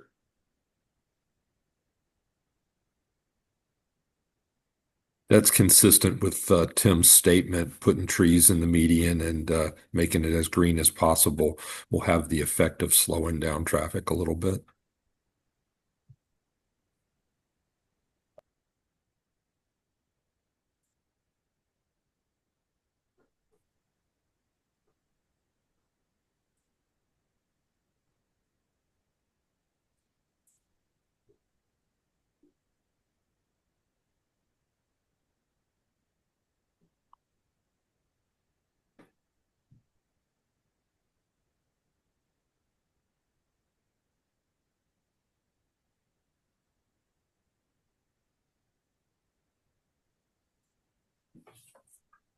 Looks like Dale has his hand up. Page 1, line 10. When it says system that meets local and regional, I would say that meets local and not necessarily regional needs and promotes the human-centric. I'll be truthful. The early statements made, this is about Lorton, this is about our needs and what we see, and I'm not necessarily thinking it needs to be a planning document for the regional transportation needs.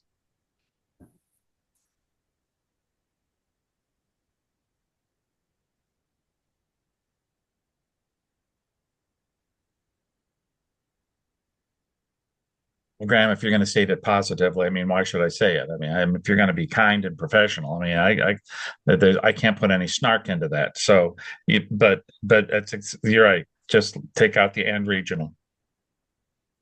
Also, I notice in lines starting in lines 15 down through 20, you talk a lot about planning BRT, bus stations, Lorton VRE.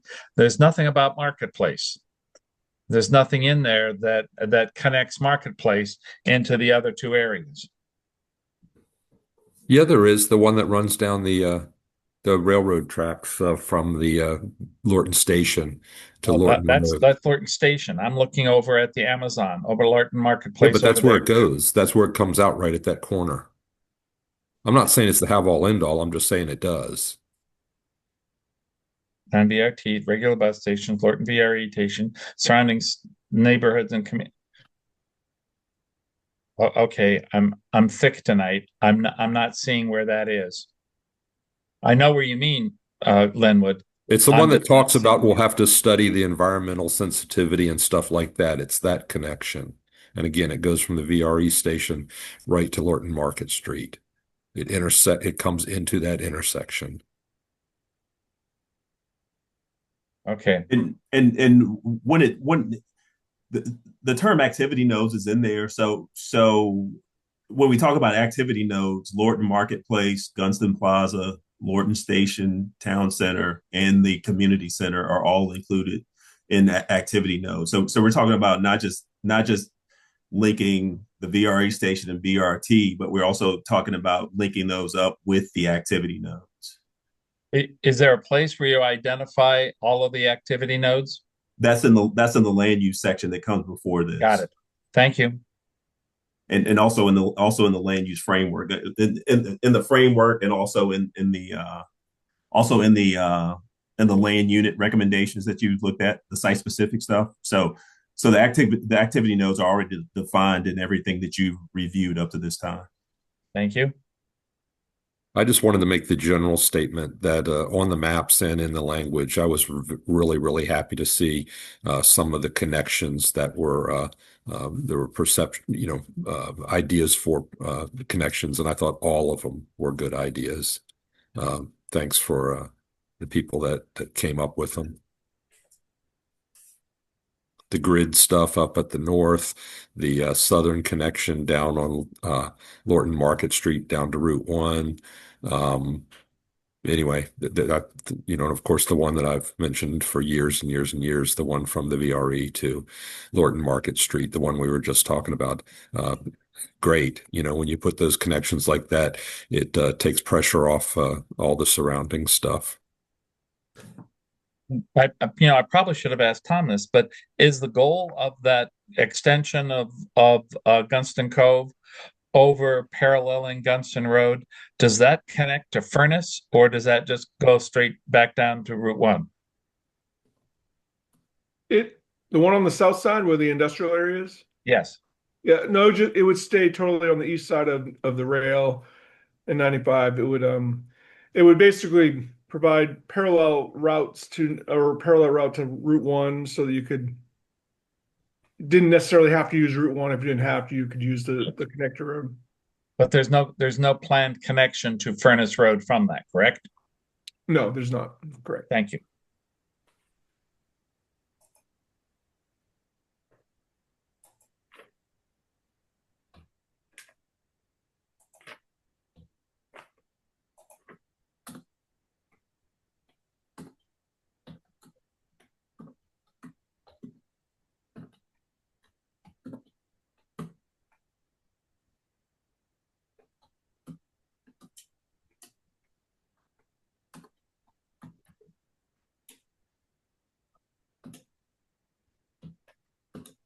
If there's nothing else on this page, I'm happy to go to the next one.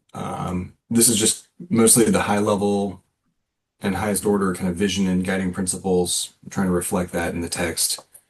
For transportation, like Linwood, as you were describing, the link connections are located here. And then, as well as here, describing that one from the VRE to Lorton Road. And then the next section deals with active transportation. So I don't know if anybody had any specific comments or questions about that. There's some language here as well as some bullets, and it links up with this, which is the conceptual open space and parks network. And this is a similar image to what you saw at one of the previous meetings earlier this year. We've labeled, Steve's labeled the roads, but the line work that you see here, these lines reflect the new draft active transportation network for bikes and pedestrians. So this is consistent with that exercise that's going on, and it just links up with some of the planning concepts that have been discussed with the task force about activity nodes, gateways, and obviously the blue being the core area. I didn't read it with legalese or anything, but just the mentions of them, I think is, what's most appropriate at this point, because they haven't been studied at all. So to put any real detail into them would only kind of maybe hinder them in the future. But again, there's just mentions to them for the most part. And of course, the mention of potential environmental problem on the one, which of course is appropriate too. Mm-hmm. Yeah. Okay. I'll jump in real quick. Graham, could you go up to page 2 again on line 4? I believe it's line 4 and 5. Could you clarify on line 5? You said the Lorton core area will allow trips traveling north-south. Can you clarify that? I think that just means directionally north to south and south to north, like in that direction, as opposed to east-west. So we can add maybe a slash here. Yeah, we're missing something there. You're right. Thank you. They're not going north and south at the same time. Thank you. Mm-hmm.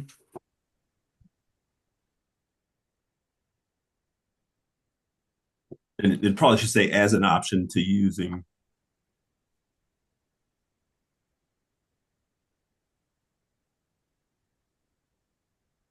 Oh, never mind. I'm sorry. I was thinking there was a word missing, but it makes sense when you read it entirely. Yeah. Mm-hmm.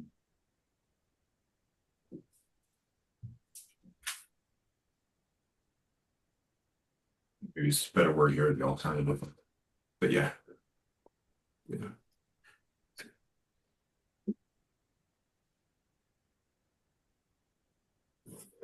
One question I have for Dale, going back to his question on page 1, line 10, when he was talking about the regional versus local. I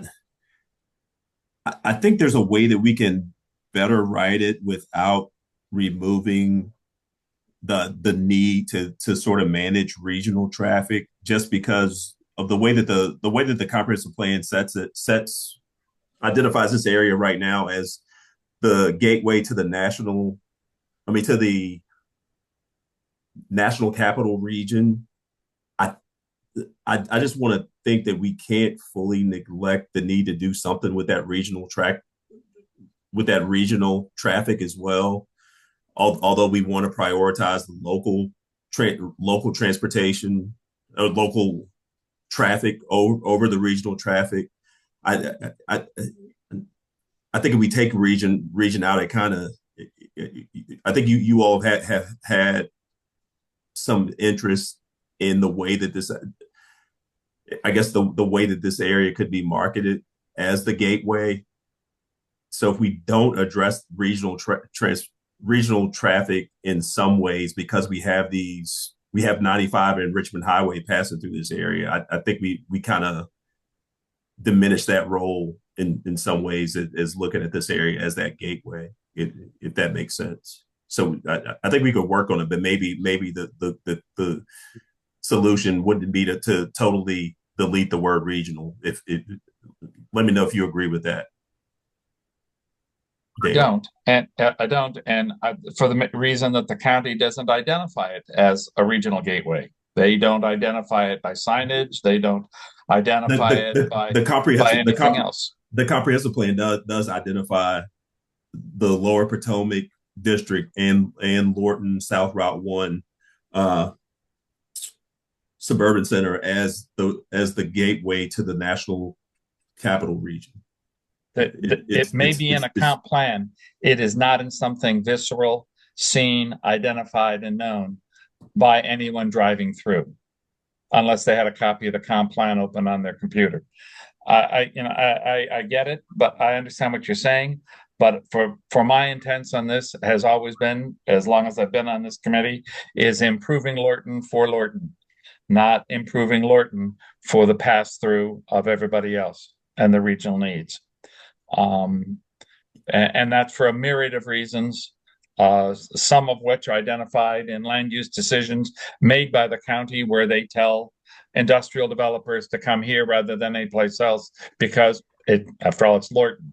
So until I see a change in that mindset from there, I'm going to state what needs to happen is for Lorton and not necessarily for any place else. So I hear what you're saying. It's not a.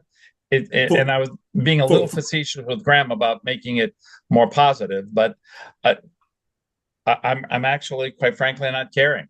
And I know for the sake of Lorton, would you agree though that the plan maybe should state that there needs to be some way of better managing the regional traffic, the regional traffic that passes through? That's what I'm trying to get at. Because if you just take out the word regional, just taking the word regional out of the comprehensive plan does not eliminate the impacts that regional traffic currently has on the Lorton area. So what I'm thinking is that we could possibly strengthen the language by saying that there's a need for a better way of handling regional traffic than maybe using your local roads. That's what I'm trying to get at. I'm old enough to remember when I-66 ended up at a dead end because Arlington County really didn't care about connecting it and making it easier for commuters getting to the bridge and over into the district. And they did so because the lack of state funds in order to make any of that happen, and the expectation that Arlington County take care of it. 1975, 76. So where I'm at is, until I see a demonstrable set of energies and finances, materials, etc., identifying this as a gateway. And to be truthful, I get what you're saying. I understand that, but that's not that's VDOT will override whatever we say anyway. We're a high-speed urban corridor coming from the Occoquan River all the way to Burke Lake Road. And when asked about that, VDOT says, well, we need it. We need that speed going up there, regardless of the 3 fatalities in 2.5 years. So they can be callous about that. I can be callous about whether or not I'm worried about regional transportation needs.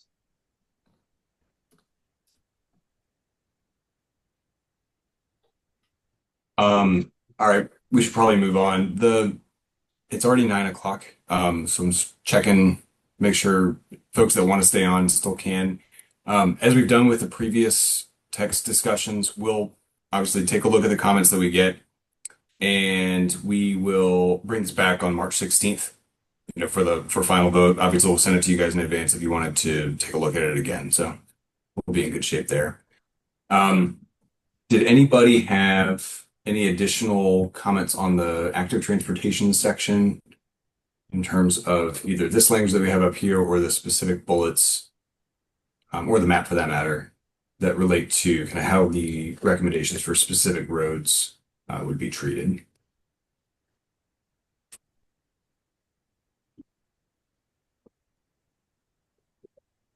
Any comments, anybody? I mean, I think it's really close. I mean, I think we're in the tweaking phase of things. I mean, it was really spot on. This is great work. Anybody else have anything?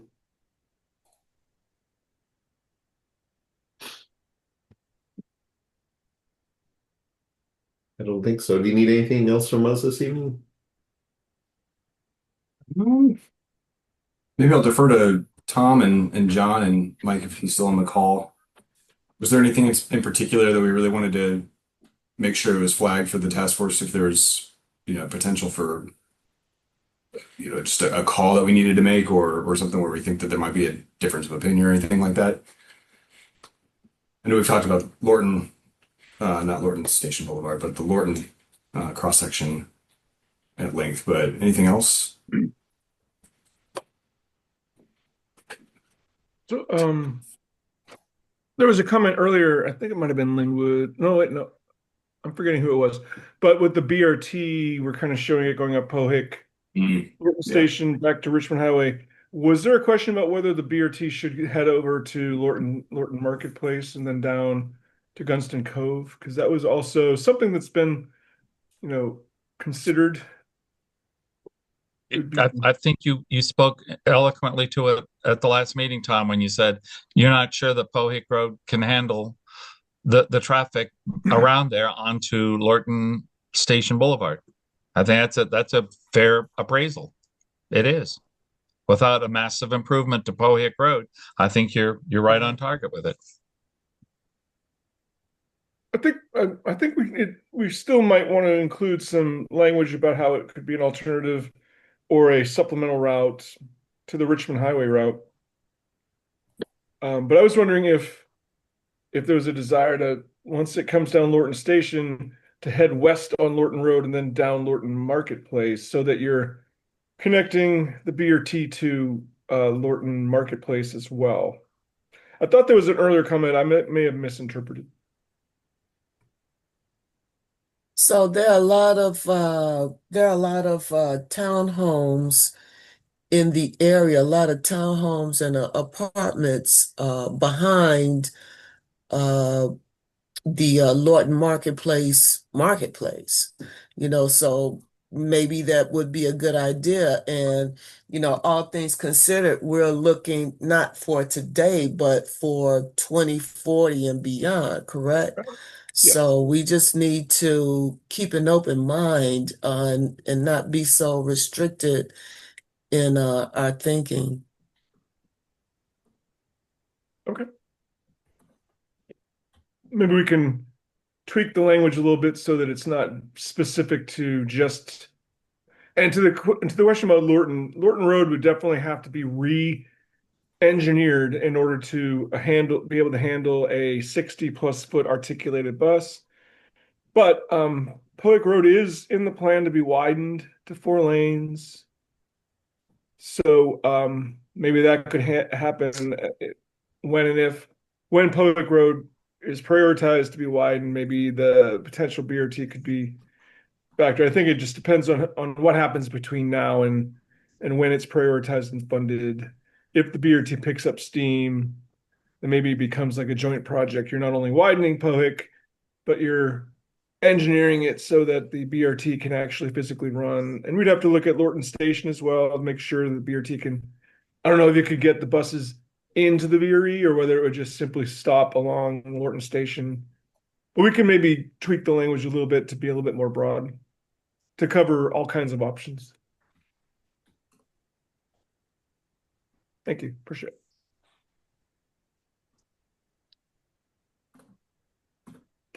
But otherwise, I think we've got a lot of good feedback, and I'm not thinking of any elements of the text right now that need to be further discussed. Yeah. Okay. I appreciate it. If there's nothing else for this evening, we're meeting again on, was it March 16th? I will share. I'll share the final slide that we had. Right now, the next meeting is the tentative date for the next meeting. Sorry, can you all see that? Yes. Okay. Yes, the tentative date for the next meeting would be March 16th, and that would be the final meeting when the task force will reconvene to build consensus and vote on your recommendation that will be also forwarded for consideration by the Planning Commission and Board of Supervisors when they consider adopting the Lorton Core Study Plan Amendment. And just a few notes for that as well. For that meeting, you and Walter as task force chairs will be leading the discussion and before the final vote. And during the meeting, staff will be recording the task force recommendations, and then we'll provide a final summary that will be included in the staff report to be published in advance of the Planning Commission and Board of Supervisors public hearings in June. And lastly, I'd like to note that there will be more opportunities for community outreach and engagement so the county can gather public feedback on the recommendations for the plan amendment. And we will continue to keep you all informed when those dates and times have been set. So even though you all will be wrapping up with a vote at the next meeting, you are still members of the Lorton community. So as these things, as more events are opened up for the community to view all the work that we've done together and provide us with feedback on all the work we've done together, we still want you all to be involved. So just as in the past community meetings, the vote is really what gets us to a point where we know we're now heading toward closure with Planning Commission and Board of Supervisors public hearings. Great. And with that, we want to thank you for all your time and effort and work you've put into this all over the years. I mean, we hope that you are optimistic about what you've seen so far, and we look forward to meeting with you hopefully on March 16th. So Great. Yeah, great stuff. I mean, it's been a long road, I know, but we're getting to the end, so can't wait till the next steps. Okay. So meeting is then adjourned, 9:08. Bid everybody a good evening and hopefully see you on the 16th. I'm sure Steve will send out something as we get closer to confirm that. Great. Good night, everyone. Night all. Thank you. Good night.